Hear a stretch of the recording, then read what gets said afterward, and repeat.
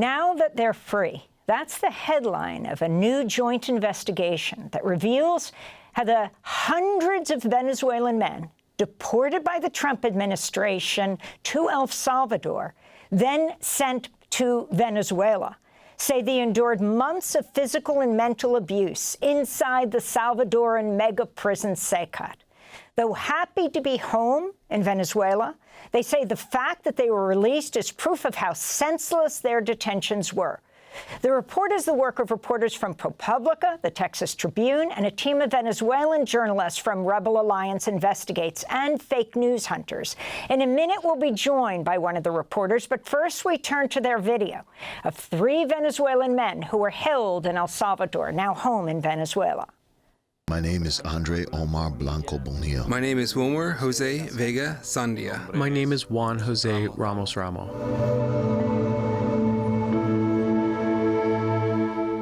In their own words, the nightmare at CECOT.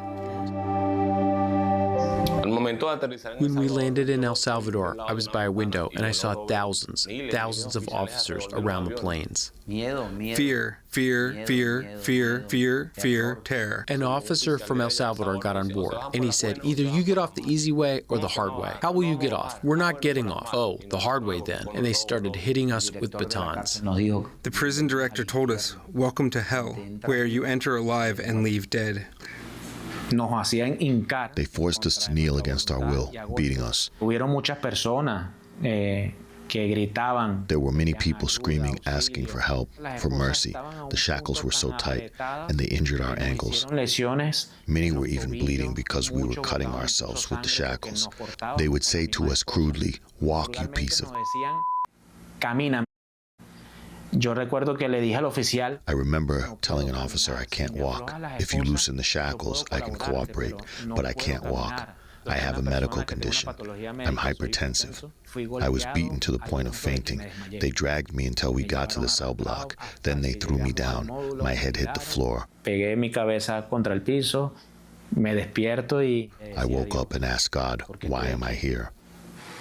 I felt like my world had collapsed. They started putting 10 to 15 people in each cell.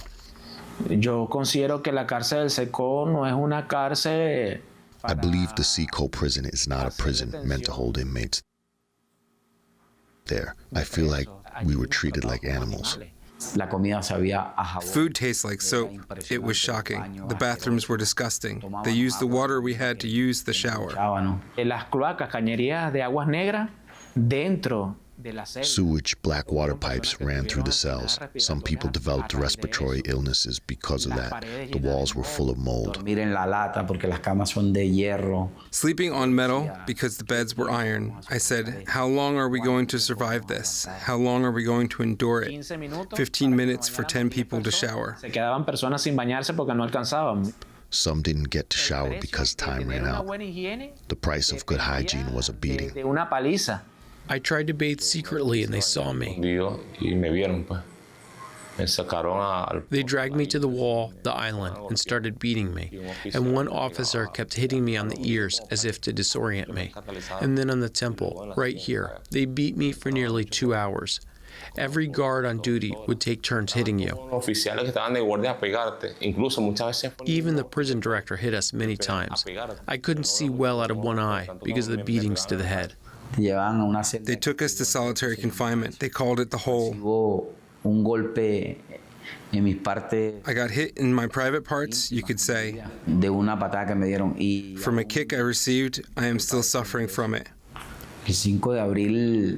On April 5th, there was a major beating where they beat one of our fellow inmates who was a kid. They pepper sprayed into his mouth and he started convulsing on the floor.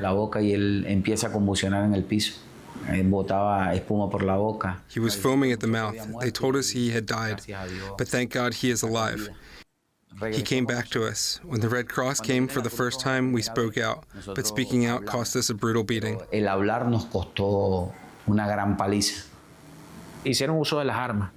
used weapons firing rubber and plastic pellets, and many were injured.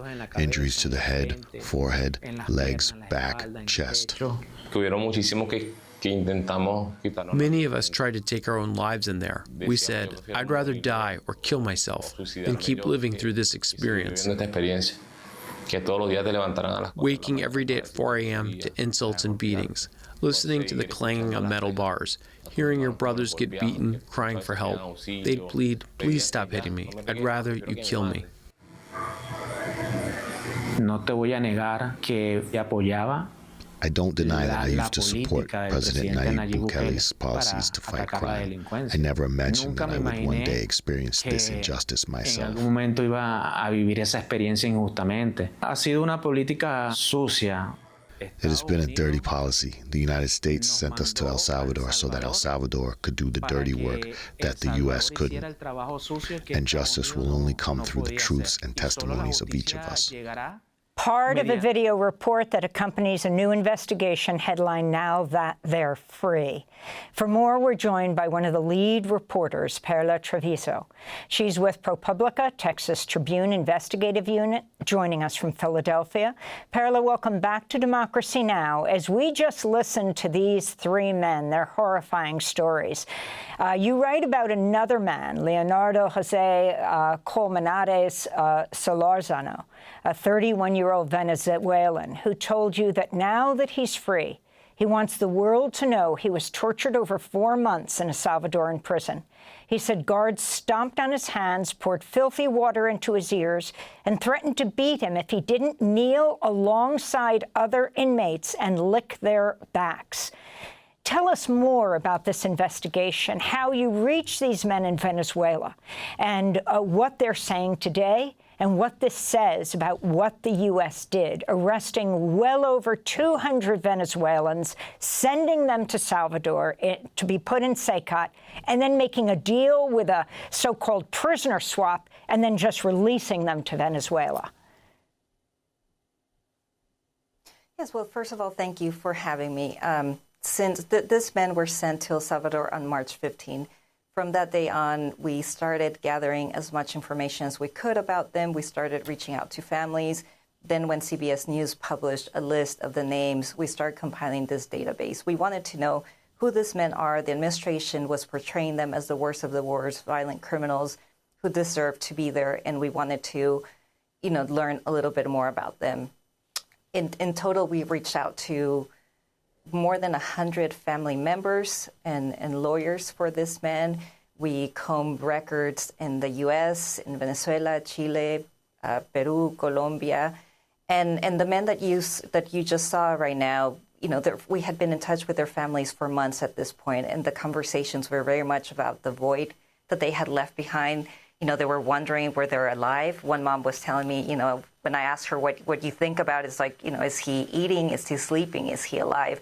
Because the administration at that point had not confirmed, and even up to this point, they have not provided an official list of who was sent to El Salvador. So by the time that they were released, that they were free, we had been building relationships with these moms. And, there's dozens, hundreds of stories that we could have told. And these are just three of the examples that we thought, provided, exemplified what the broader group had lived through.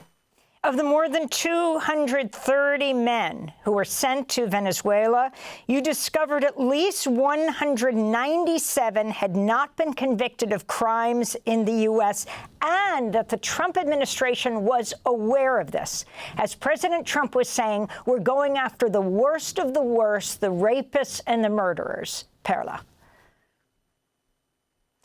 Yeah, so we obtained, in addition to the background information that I described, we also obtained internal government record that showed how the government itself was labeling them, whether they had criminal convictions in the U.S., whether they had pending charges, or they were deemed immigration violators, meaning they had only violated immigration laws.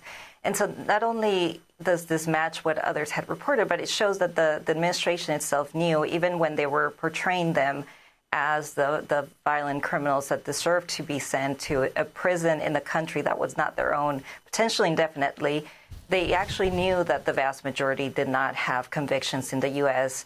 And we found that, from those 6, half a dozen of them had convictions for what would be deemed violent crimes. You also write that the State Department said it's not responsible for the conditions of the place where the U.S. sent the men to. You had Bukele saying the U.S. is in charge. And, of course, you had President Trump saying that Bukele was in charge. Perla, your final comment.